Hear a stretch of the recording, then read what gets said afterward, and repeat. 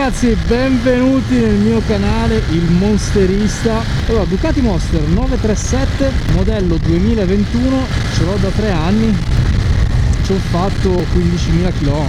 Non l'ho usata molto, ma in realtà perché l'ho usata, in realtà raga, usavo l'altra, quindi con l'altra bene o male facevo intorno ai 15.000 l'anno. Recensione, vediamo di farvela rapida, semplice, tranquilla. Come si sta in sella, raga, il Monster forse è uno dei motivi perché l'ho comprata.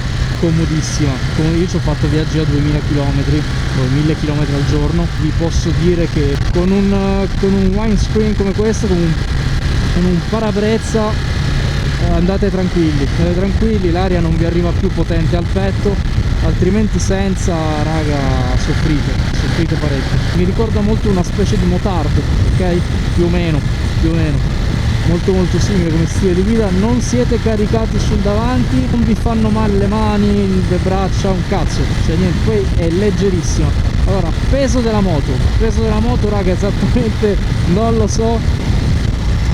Comunque a pieno siamo sotto i 190 kg, ok? Sotto i 190 mi sembra, che sì, perché a secco se non sbaglio è sotto i 180, però raga è leggerissima, comodissima e leggerissima. Sospensioni, c'ha delle sospensioni, sì, dicono di merda, a uso stradale vanno benissimo, raga, non sono regolabili, solo il precarico dietro. Passiamo ai freni, raga, è una bomba. Stavo quasi per prendere l'MT-09, però non frenava un cazzo a parer mio. E qui i freni, raga, ci sono. Frena veramente un botto, tutto Brembo. Motore, beh, classico testa stretta Ducati 937, una bella coppia, 111 cavalli, spinge. Mappa sport, volendo siete sempre su una ruota.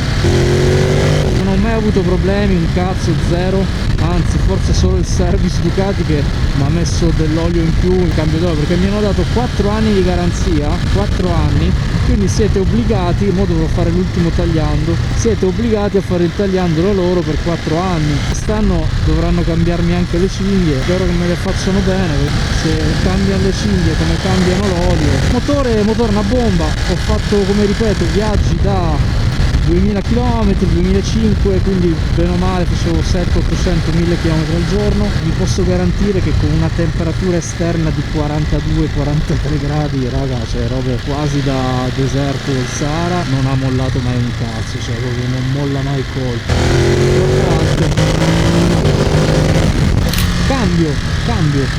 Il cambio, raga, in realtà è il tipico cambio Ducati del Monster, con un quick shifter discreto. Guardate qua, mamma mia che bisonti. Il cambio funziona molto discretamente, dai, quinta, sesta, quarta, quinta, ogni tanto non entrano, nulla a che vedere con il cambio delle Street Fighter. Io ho provato sia la V2 che la V4, raga, cioè sembra Madonna, è veramente un altro mondo. Allora, il cambio l'abbiamo fatto. L'unico, secondo me, difetto, problema veramente schifoso di Ducati in generale è la trasmissione finale, raga, fa cagare. Sembrano dei motocoltivatori, cioè proprio, raga, veramente non voglio esagerare, ma sembrano delle motozappe. Devo essere sincero. Allora, prima delle conclusioni, elettronica c'ha tutto, raga, c'ha tutto. Ha le mappe, sono calibrate molto bene, mo sono in mappa sport, potenza piena, potete togliere i controlli. La Touring è un incrocio, praticamente è una specie di mappa urban, però che inizia a tarellare dai 4.500-5.000 in su, ok? Invece mappa urban è proprio tranquilla, vi taglia la potenza di 30 cavalli e niente, ragazzi, ve ne andate tranquilli, scalda di meno, si consuma un po' di meno. In conclusioni, ragazzi, ne vale la pena? Se lo trovate usato ad un prezzo intorno agli 8.000, sì, è una moto divertente, l'unica cosa che non vale più la pena proprio in generale, ragazzi, in generale con Ducati non ne vale più la pena, perché la concorrenza ti offre troppo di più rispetto a quello che ti dà Ducati ad un prezzo comunque superiore. La mia conclusione è questa: secondo me al prezzo di 12.000 dovrebbero darti il Monster SP. Questa è la mia opinione, secondo me sì, se no 12.000 non li vale. per me comunque è sempre un sacrificio, cioè comprare una moto, raga, è da 12.000 euro, cazzo, non è che... cosa importantissima ragazzi, scalda un botto, cazzi e mazzi, ti brucia il culo.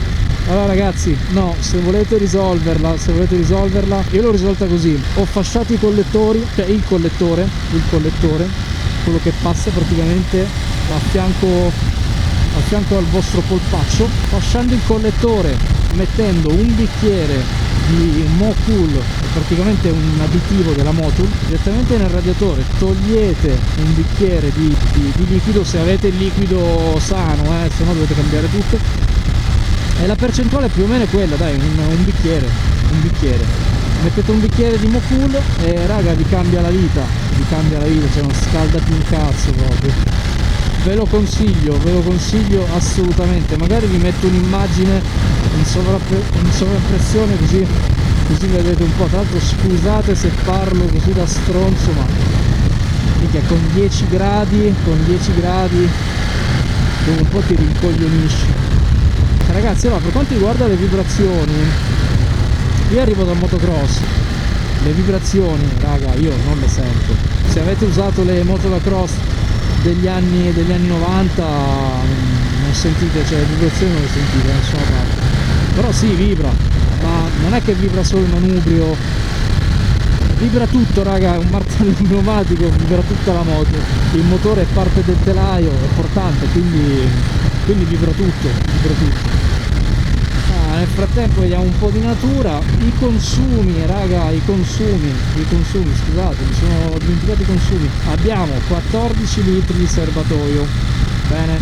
In autostrada sono uscito a fare quasi 300 km, ragazzi, velocità costante, altrimenti più o meno vi aggirate di autonomia col pieno dai 180 ai 240-250 km.